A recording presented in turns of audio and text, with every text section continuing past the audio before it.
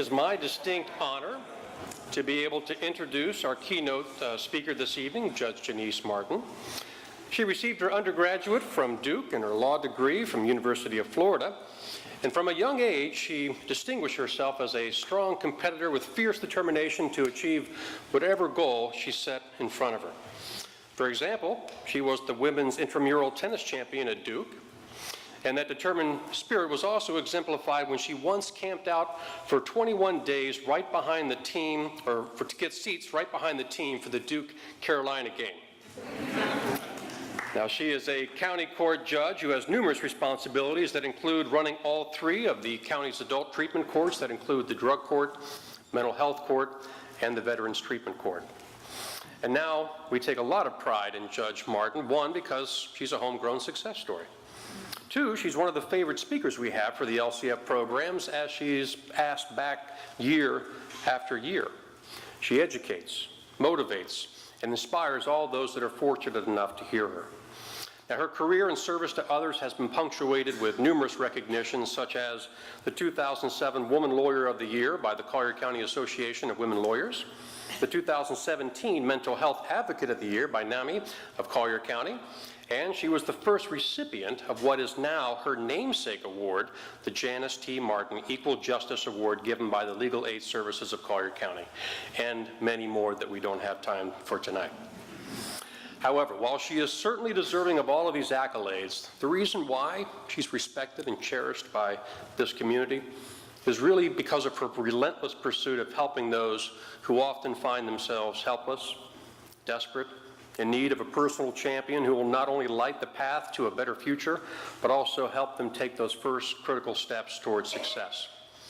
One example of her investment in others is displayed in several weekends a year where she leads a team of drug court participants to volunteer with the Gulf Coast Runners, giving members of the drug court an opportunity to reinvest in themselves and their community.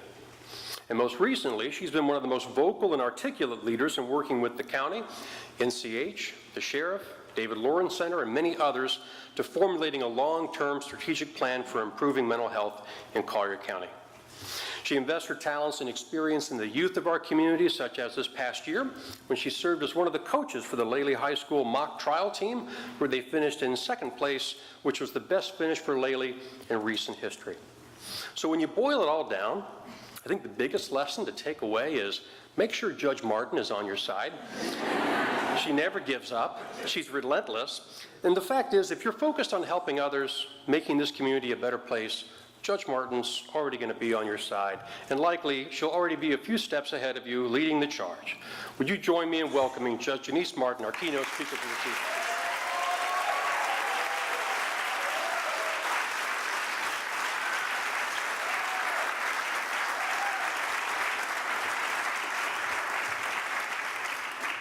This is good. I can't see any of you.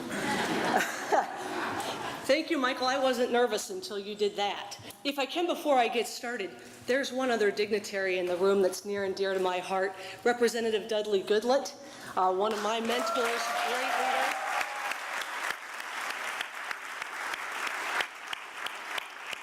And before I have the privilege of making a few comments to the graduates, I want to take one more moment and recognize another extraordinary leader who's with us, Michael Wynn. As you all know, Michael's been the fearless leader of the Leadership Collier Foundation Board for the last 2 years, and you might not know that tonight is really the final event for his term of leadership.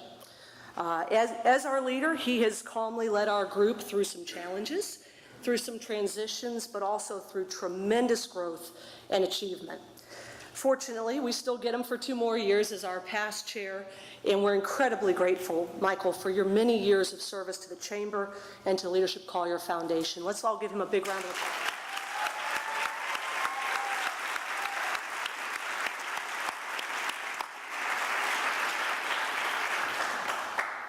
So this is really a tremendous honor for me. Mostly, it's an opportunity to say thank you to the Leadership Collier program. Most of the things that make me the happiest, that make me absolutely certain that my life is exactly where it should be, are directly attributable to my Leadership Collier experience and to my classmates. I came into Leadership Collier kicking and screaming. First of all, I did it backwards. I ran for office, and then I went into Leadership Collier. So you guys are way ahead of me, and I loved seeing so many from Gain at the Campaign for Leadership. Good for you guys. Anyway, I came in because I was convinced that you had to. It would be foolish to try to be a leader in this town without it. So just suck it up and get it over with. I mean, the idea of putting 40 overachievers into close quarters for extended periods of time absolutely horrified me. So that was how my story started. I came into Leadership Collier all wrong. I did it at the wrong time and with a terrible attitude. On top of that, I somehow missed the part where they give you all of the dates in advance. And I applied during a year when I literally could not make a single session. So I ended up having to defer a year, and that worked out really nicely.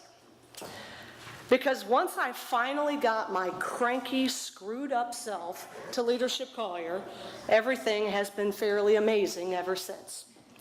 When I came in, I was 9 months into my new career as a judge.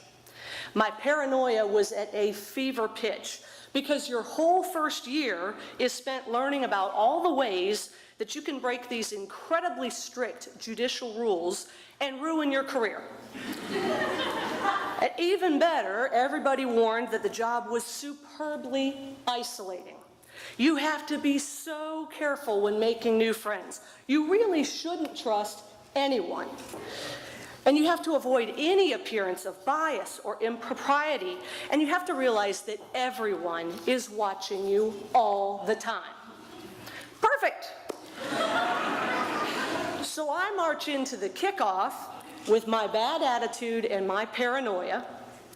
And in his opening remarks for our class kickoff, Ed Morton proceeds to tell the whole crowd how he's known me for so long that he changed my diapers when I was a baby. That is quite possibly the worst, but also the most effective icebreaker I've ever had. It is also not true, but he has known me since I wore diapers. And off it went from there. My year in Leadership Collier spared me from what might otherwise have been a life of taking myself way too seriously. My classmates really didn't care what I did for a job. I mean, it was cool, but their jobs were cool too. And everyone had done something amazing that none of the rest of us could fathom. So let's just all go grab a beer and talk about how to move this thing forward. I'm grateful for the ways in which Leadership Collier grounded me, but also empowered me to realize that this job could be so much more than sitting behind a tall desk and calling balls and strikes. It opened my eyes to the myriad ways in which the most isolating job in the world could actually be the ideal platform for forming community partnerships and collaborating, even with people who might have nothing to do with the law. I got the most amazing ideas and support from people in medicine, education, engineering, business, publishing, PR, hospitality, social work, public policy. Where I would see a barrier, these folks would show me an opportunity. And hopefully I was able to do that for some of them as well.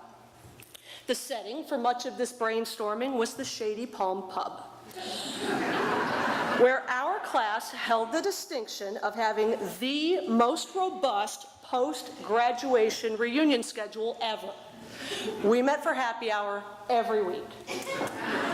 A core group of us kept it going for about 5 years before eventually our schedules got the best of us.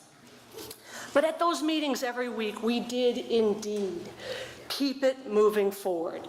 We helped each other make connections and solve problems and continue what we'd started together in that amazing year. We brought each other through career changes, relationship changes, tragedies, triumphs, even hurricanes. And even though our meetings are now less frequent, I am 100% certain that even after 8 years post-graduation, if any member of our class reached out tonight and needed help from one of us, we would be there. The commitment that we made to each other is as strong as it ever was, and there's real power in that. And so my wish for each of you is that you will work together to find ways to keep this thing moving forward. Don't let the passage of time weaken that. You see, Leadership Collier and GAIN are really nothing in and of themselves. Their value lies in their power to connect you and to launch you, but you have to pick up the ball and run with it. So don't be afraid to try something new, and don't be afraid to fail. Of course, the only way you can fail is by not trying. If you allow tonight to be the close of your Leadership Collier or GAIN experience, you will have wasted the most incredible resource that is ever likely to come your way. Leadership Collier will continue to provide opportunities to connect and learn, and you should take advantage of as many of those as you can, and grab up your classmates to join you. But you must also work together to find your own ways to expand the proud Leadership Collier tradition of growing leaders who strive to maximize their positive impact on this incredible community. If you do that, then and only then, you can truly earn the often claimed but seldom accurate distinction of the best class ever. Congratulations to each of you, and good luck moving it forward.